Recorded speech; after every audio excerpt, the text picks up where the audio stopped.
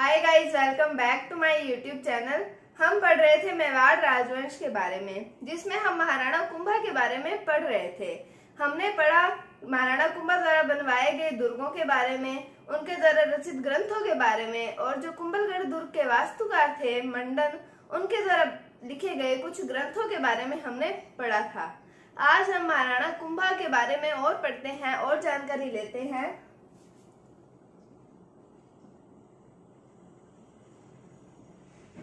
अब आता है 1456 ईस्वी में एक संधि होती है जिसका नाम आता है चंपानेर की संधि।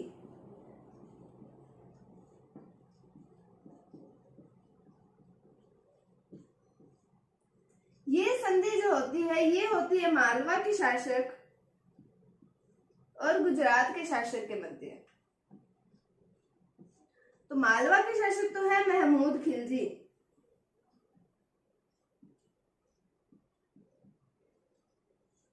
और गुजरात के शासक हैं कुतुब शाह।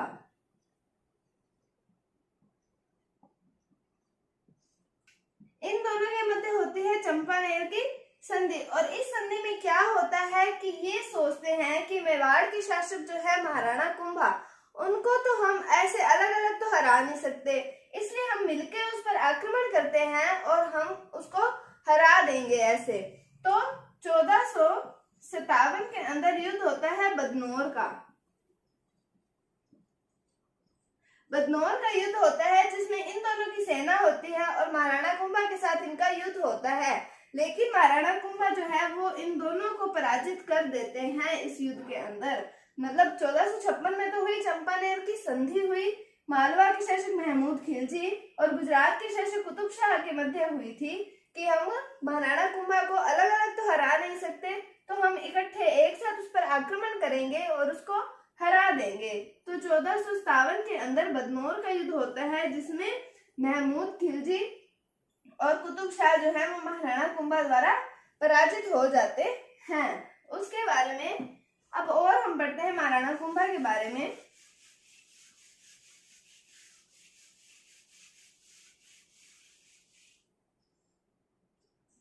महाराणा कुंभा, इनके दो पुत्र आते हैं। एक का नाम आता है उदयकरण, या इसका एक और नाम आता है उदा, और दूसरे का नाम आता है रायमल। उदयकरण या उदा जो है ये 1468 ईस्वी में अपने पिता महाराणा कुंभा की हत्या कर देता है। उदयकरण या उदा जिसे कहा जाता है वो 1468 ईस्वी में महाराणा कुंभा की हत्या कर देता है, इसलिए इन्हें कहा जाता है पितृहंता शासक।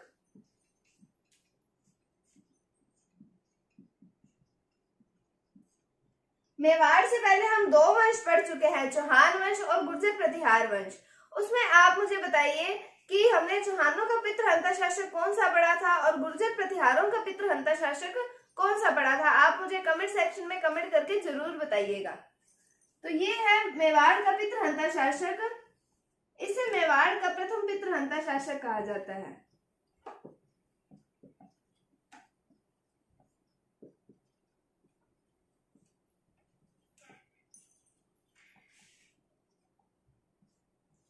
मेवाड़ का प्रथम पितृहंता शासक, और फिर ये राज करता है मेवाड़ पर। इसका शासन कब तक चलता है?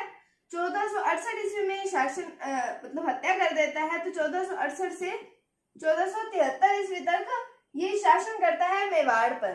उसके बाद में जो मेवाड़ के सामंत और सरदार जो होते हैं वो सब मंत्री और ये सब सोचते हैं, ये उदयकरण को अपना राजा स्वीकार नहीं करते हैं, वो नहीं चाहते कि उदयकरण उनका राजा बने। तो वो रायमल को कहते हैं कि ये इसके ऊपर फिर करता है आक्रमण। ये इसके ऊपर करेगा आक्रमण। कब करता है? 1473 ईस्वी में करता है आक्रमण। 1473 ईस्वी में जब ये इस पर आक्रमण करता है तो ये चला जाता है मालवा।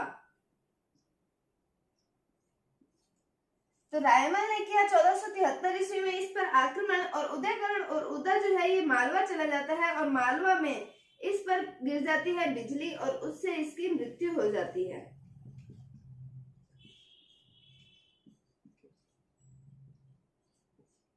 और फिर मेवाड़ का शासक बन जाता है रायमल। तो हमने देखा महाराणा कुंभा के दो पुत्र आते हैं, उदयकरण या उदा है, और एक आता है रायमल। तो जो रायमल है वो एक बार रहता है शांत, फिर उदयकरण जो होता है वो 1468 ईस्वी में महाराणा कुंभा की हत्या कर देता है और 1468 से 1473 ईस्वी तक शासन करता है मेवाड़ पर। और ये मेवाड़ का पितृहंता शासक कहलाता है। कौन कहलाता है? उदयकरण या उदा। कई बार एग्जाम्स में पूछा जाता है कि मेवाड़ का पितृहंता शासक किसे कहा जाता है, तो वो कहा जाता है उदयकरण या उदा को।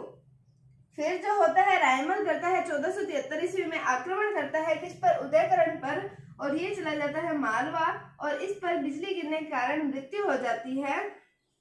उसके बाद में शासन करता है मेवाड़ पर रायमल। तो अब रायमल का काल आएगा 1473 ईस्वी से 1509 ईस्वी तक। तो अब पढ़ते हैं हम रायमल के बारे में।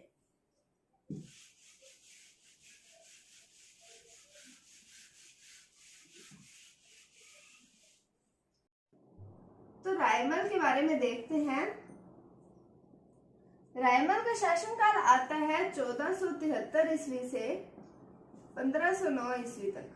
1473 से 1509 ईस्वी तक। रायमल का नाम सुन के आपको कुछ याद आ रहा होगा कि हमने पढ़ा था 1453 ईस्वी में एक संधि पढ़ी थी जिसका नाम आता है आवल बावल की संधि।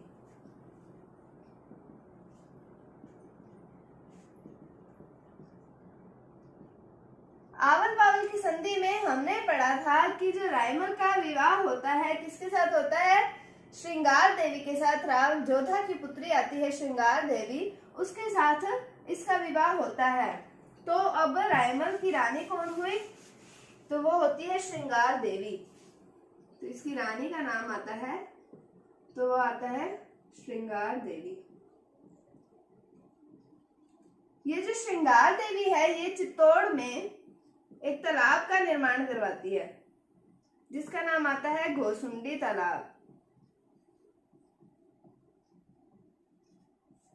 तो रायमल जी की रानी जो आती है श्रृंगार देवी, इनके द्वारा चित्तौड़ में एक तालाब का निर्माण करवाया जाता है जिसका नाम आता है घोसुंडी तालाब। चित्तौड़ में हमें एक अभिलेख भी मिलता है जिसका नाम आता है घोसुंडी अभिलेख।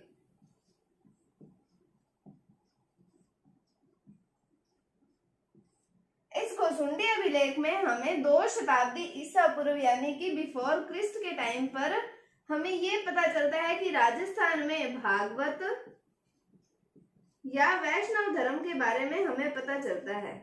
वैष्णव धर्म था, इस बात की हमें जानकारी मिलती है घोसुंडी अभिलेख में कि 2 शताब्दी ईसा पूर्व राजस्थान में भागवत या वैष्णव धर्म था। तो हमने देखा श्रृंगार देवी ने घोसुंडी तालाब का निर्माण करवाया चित्तौड़ में, और चित्तौड़ में हमें एक घोसुंडी अभिलेख मिलता है जिसमें हमें राजस्थान में भागवत या वैष्णव धर्म होने की जानकारी मिलती है। उसके बाद आता है कि रायमल ने एक मंदिर का निर्माण करवाया था जिसका नाम आता है अद्भुत शिव मंदिर। तो रायमल ने चित्तौड़ में निर्माण करवाया किसका? अद्भुत शिव मंदिर का। तो रायमल के बारे में हमें ये 2 बातें ध्यान रखनी है कि इनकी जो पत्नी आती है, रानी आती है श्रृंगार देवी, इनके द्वारा घोसुंडी तालाब का निर्माण करवाया गया और रायमल के द्वारा चित्तौड़ में अद्भुत शिव मंदिर का निर्माण करवाया गया था। उसके बाद हम रायमल के पुत्रों के बारे में देखते हैं। तो रायमल के 3 पुत्र आते हैं। एक आता है पृथ्वीराज सिसोदिया, दूसरा आता है संग्राम सिंह जिन्हें हम पढ़ेंगे आगे राणा सांगा के रूप में, और तीसरा आता है जयमल। पहला आता है पृथ्वीराज सिसोदिया,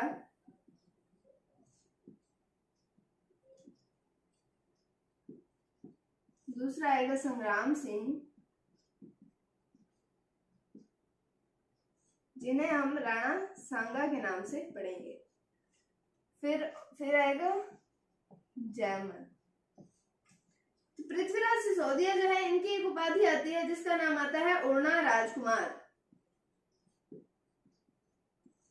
जब हम अजमेर के चौहान पढ़ रहे थे तब हमने देखा था कि पृथ्वीराज सिसोदिया की पत्नी तारा के कहने पर इन्होंने अजय मेरे दुर्ग की मरम्मत करवाई थी, इसलिए उस दुर्ग का नाम पड़ा था तारागढ़। तो पृथ्वीराज सिसोदिया को हम चौहान वंश में भी पहले पढ़ चुके हैं। और एक आते हैं संग्राम सिंह, जिन्हें हम राणा सांगा के बारे में आगे पढ़ेंगे। और एक आते हैं जयमल। तो उसके बाद में ये तीनों जब 1509 ईस्वी में रायमल की हालत जो है वो खराब हो जाती है, तो वो किसी को अपना उत्तराधिकारी घोषित करके नहीं जाते हैं। तो रायमल की मृत्यु के बाद ये तीनों जाते हैं, एक पंडित के पास में जाते हैं। तो वो ये पूछते हैं कि किसका राजयोग ज्यादा प्रबल है। तो पंडित बताता है कि संग्राम सिंह का राजयोग सर्वाधिक प्रबल है। तो फिर पृथ्वीराज सिसोदिया और जयमल जो है ये दोनों योजना बनाते हैं इस पर आक्रमण करने की। उसके बाद में ये पहले एक और चारणी महिला के पास भी जाते हैं। कहा जाता है कि जो चारणी महिला भविष्यवाणी करती थी वो एकदम सत्य भविष्यवाणी करती थी। तो उसने भी यही कहा कि संग्राम सिंह या राणा सांगा जो है इनका राजयोग प्रबल है। तो फिर ये सुन के पृथ्वीराज सिसोदिया करता है इस पर आक्रमण कि अगर हम संग्राम सिंह को ही खत्म कर देंगे तो फिर इसका राजयोग कहाँ से प्रबल होगा। तो ये इसके ऊपर आक्रमण कर देता है चारणी महिला की भविष्यवाणी के आधार पर। और उस आक्रमण के अंदर इसकी एक आंख चली जाती है।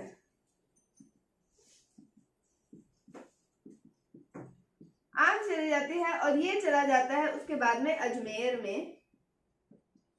और अजमेर में करमचंद पवार उनके पास शरण ले लेता है। अजमेर में करमचंद पवार के पास में। ये क्वेश्चन कई बार पूछा जाता है, इंपॉर्टेंट क्वेश्चन है कि संग्राम सिंह किसके पास शरण लेता है। तो वो अजमेर के करमचंद पवार के पास शरण लेता है। तो उसके बाद में पृथ्वीराज सिसोदिया को कहा जाता है कि ये गलती से जहर पी लेता है,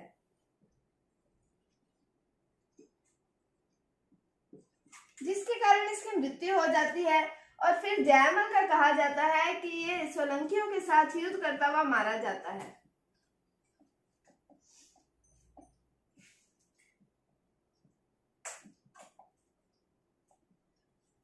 सोलंकियों के साथ युद्ध करता हुआ मारा जाता है। फिर बचा संग्राम सिंह। संग्राम सिंह फिर जाता है मेवाड़ और मेवाड़ की राजगद्दी को संभालता है।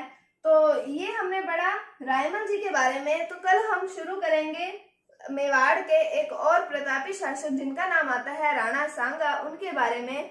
तब तक के लिए अगर आपको वीडियो थोड़ी सी भी अच्छी लगे तो इसे लाइक कीजिए, शेयर कीजिए और चैनल को सब्सक्राइब जरूर कीजिए। Thank you, thanks for watching, bye bye.